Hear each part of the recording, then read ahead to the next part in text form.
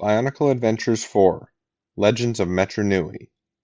Written by Greg Farshtey. Reading by Shadowcaber. Chapter 5 To Anua, it didn't seem like things could get any worse. He, Nuju, and Anua had awakened in a cell, complete with thick rock walls and a solid metal door. Their Toa tools were missing. Worse, not only were they trapped, but they were being tortured by each other's company. For the sixth time in the last 2 minutes, Wenua tried the door. It was still locked tight. "This is just great," he growled. "Before, when I woke up, all I worried about was cataloging. Now I will go down in history as Metronui's most wanted." Onawa studied the stone walls. His time as a carver had helped him master the art of finding weak points in rock, but this cell did not seem to have any. Wenua's complaints only added to his frustration. "You? I'm the one suffering, locked up with a Komatoran big brain and an Onomatoran stock clerk." Nuju simply stared at the floor. For one used to the unlimited view from atop a knowledge tower, being confined like this was disturbing. "We will never escape," he said. "Our freedom is gone. Our future is hopeless." "Toa? Giving up hope?" The words came from a darkened corner of the cell. All three Toa Metru started in surprise. They had never imagined someone else was in the cell with them. Now they could see a lone figure sitting in a meditative pose, head down. He wore a robe with an oversized hood that hid his mask. But the experience and wisdom evident in his voice told them this must be a Turaga. But who? And why was he here? "Turaga? Forgive me, but I know you not," said Nuju. "Your concern should be with your own identity, not mine," the Turaga said quietly. "Freedom and escape are different objectives, but both are easily realized." "With all respect, wise one," replied Onawa, "you are stuck in here with us, so—" "I have freedom, even in here," said the Turaga, "but for escape, Toa mask powers are needed." The Toa exchanged glances. Whatever hope they had felt on encountering the mysterious Turaga was fading fast. "I doubt we will ever be in touch with our mask powers," said Nuju. "Never doubt what you are capable of," answered the Turaga. "The Great Spirit lives through all of us." Trapped in a cell with two Toa wannabes and a crazy Turaga, thought Onawa. Next time someone gives me a Toa stone, I think I will just use it as a doorstop. The Vaki transport crawled through the sculpture fields of Metru. Its final destination remained a mystery, but at this point the farther the Toa were from the Colosseum, the more comfortable they felt. In the back of the transport, Vakama had succeeded in merging 3 of the 6 great discs. Using his fire staff, he had begun to shape the combined discs into the rough shape of a mask. Nokama watched him at work for a long time before saying, "Vakama, your destiny no longer lies in sculpting masks. You are a Toa." Vakama shrugged. "I don't feel like a Toa." "You will. Have faith." As the Vaki transport went around a sharp curve, the 3 Toa Metru leaped out. They were well inside Metru now, and there was no point risking discovery by the Vaki at the wheel. They tumbled to safety and stayed low until the transport was out of sight. Then Nokama rose and looked around. "An assembler's village," she said, although it was obvious to all where they were. The village consisted of a broad avenue and a series of buildings. Scattered about were machines, furniture, and statues, all of them half finished. That was normal for such a place, but something else set the Toa on edge. The village was abandoned. Doors banged open and closed in the wind. Tools lay where they had been dropped. Vakama's eyes narrowed as he noticed a stack of silver spheres near one of the buildings. "This place feels wrong bad," thought Matau. "Hello?" he shouted. No one answered. Puzzled, he turned to Nokama and said, "Guess they all quicksped." "Builders do not abandon their projects without good reason," said the Toa of Water. "Then where is everyone?" asked Vakama. Kreka burst out of one of the buildings, launching energy bolts at the Toa Metru. "Get ready to find out, Toa!" he bellowed. Nokama whirled, spinning her hydro blades fast enough to deflect the bolts. Then all 3 Toa dove for cover behind one of the buildings. but they had hardly hit the ground before Metru was ready to charge back out again. "A Toa hero knows no fear," he said as he raced into the street. Krekka's next blast missed him, and the Toa of Air crowed, "You'll have to do better than that." Nidiki accepted the challenge. Stepping out from behind a building, he hurled an energy web at the Toa. Entangled, Metru hit the ground. "Help! There's a Toa down!" he yelled, struggling to get free. Hearing his cry, Vakama and Nokama began to circle around the buildings to come to his aid. Meanwhile, Nidiki and Krekka had both closed in on the captured Toa. "Calling all Toa!" Krekka shouted. "Your time is up!" A rapidly growing rumble drowned out anything else he said. The ground beneath their feet began to shake violently. "Bioquake?" suggested Vakama. Now a cloud of dust had appeared on the far edge of the village, closing in on the Toa and Dark Hunters. From out of that cloud emerged a herd of fearsome beasts. Large bipeds, their powerful hind legs propelled them forward in huge leaps and bounds. Twin tusks on their lower jaws made the herd look like a spiked wall on the march. Their eyes burned red and deep roars came from their mouths as they stormed through the village. "Worse," said Nokama. "Kikanalo!"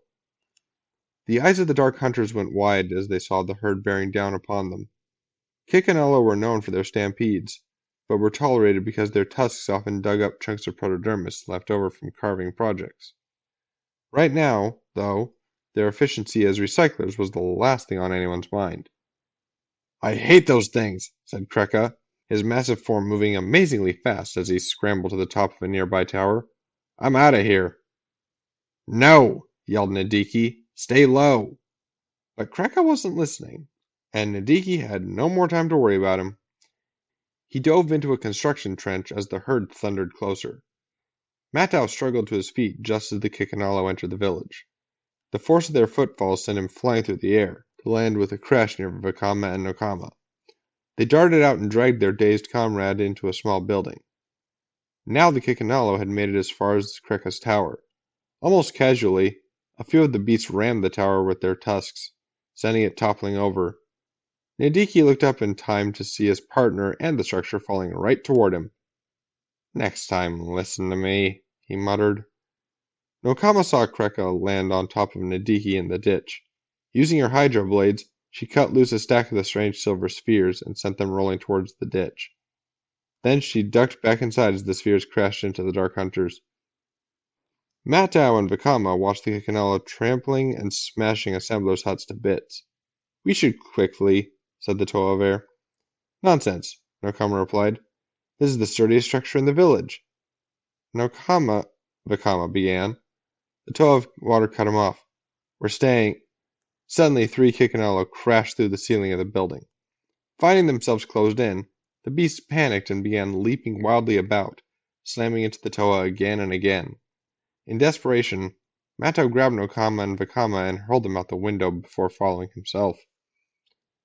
He had acted just in time. Behind them, the building exploded as the angry Kikanalo kicked it to pieces. Once free, they leaped away to join the herd. Nokama looked at Metru. "I was wrong. You were right, my brother." "It's amazing what you can learn when you're not always speak-teaching," Metru replied. The approach of more Kikanalo ended the argument as the Toa fled. They were barely staying ahead of the beasts, whose tusks wiped dangerously close to the 3 heroes. The lead beast was an aged Kikanalo, his hide covered with strange markings and old scars. He gave an impatient snort as he tried to catch up to the Toa Metru. "What did you say?" Nokama asked Metru. "I didn't—" Metru stopped in mid-sentence. Nokama's mask had become illuminated, but the Toa of Water did not seem to notice. "Why is the mask glowing?" he asked. Then Nokama did the most amazing, shocking thing Metru could ever imagine under the circumstances. She stopped running. She simply stopped, with a Kikanalo stampede practically on top of her. "Nokama!" Vakama shouted. But she was paying no attention to him. She turned to face the onrushing beasts as if they were nothing to fear. Vakama and Metru both winced, sure the herd was about to trample their fellow Toa. The lead Kikanalo gave out an angry snort as it closed in on Nokama. The Toa of Water responded with a similar sound. The lead Kikanalo, looking stunned, stopped with his tusks mere inches from her mask. The other beasts stopped as well, not in a pileup, but like a well-drilled Vaki squad. The elder Kikinalo's scars began to glow. He snorted aggressively at the Toa who stood before him. Nokama stared into his eyes as a new world opened up for her. Turning back to the Toa, she said excitedly, "Brothers, my mask power! The chief wants to know why we are allied with the Dark Hunters." Vakama could not believe what he was hearing. Could Nokama really understand what these creatures were saying? Or had his visions finally driven sanity from him? No, this seemed real. Certainly his body ached enough from being thrown out a window onto the street. "Tell him we're not," he said to Nokama. "We seek a friend the hunters have taken."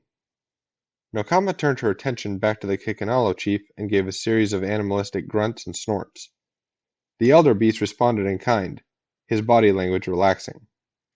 "You are free to pass," Nokama translated, "since we are both against the hunters who trespass the beauty of the herdlands." "Beauty? Where?" Matau asked Vakama. "And who knew Kikinalo could think talk? I just thought they were dumb beasts." The elder Kikinalo grunted. Nokama chuckled as she reported, "Kikinalo still think the same of tall green Matoran." "Tall Matoran?" said Matau, shocked. "I am Toa." "Wait," broke in Vakama, with barely contained excitement. "Tall Matoran? Ask him if the Dark Hunters trespassed with a tall Matoran." Nokama nodded and translated Vakama's question into the language of the Kikinalo. The Rahi beast responded with a snort. "Yes," Nokama said, "they take many things to the place of unending whispers." "That must be where they have taken Toa Li Khan," said Vakama. The elder Kikinalo grunted, as if in agreement. "They will show us the way," Nokama translated. The three Toa rode across the plains of Metru on Kikinalo. Behind them, the rest of the herd followed close behind. For the first time, Vakama felt some hope. If they could find Li Khan, rescue him, surely Duma could be stopped.